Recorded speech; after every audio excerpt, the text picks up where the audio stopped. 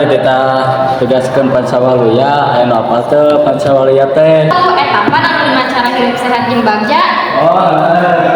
Itu Kami lebih mah apalagi ya sehat jasmani jeung sare tibra. Deui sehat rohani, lingkungan, sosial, jeung ekonomi. laras pisan hayu urang praktekeun sakedeuk supaya lebih ngartos.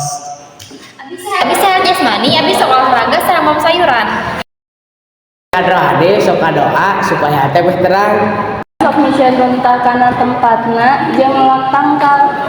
Ngerma urang kudu silih tulungan jeung ulah egois. Garaga sehat ekonomi mah dina hirup hemat kita boros jajan. Laras pisan lamun aranjeun dilaksanakeun Pancawaluya, hirup jadi rukun, sehat jeung sejahtera. Ieu lain awak kumpul nu dijaga teh, tapi oge hate, lingkungan jeung hubungan jeung sama. Ini ayeuna rek leuwih rajin ya anu terima eta. Setuju.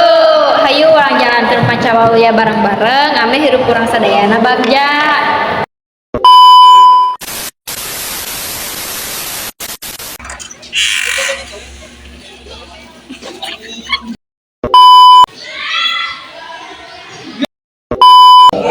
Masuk.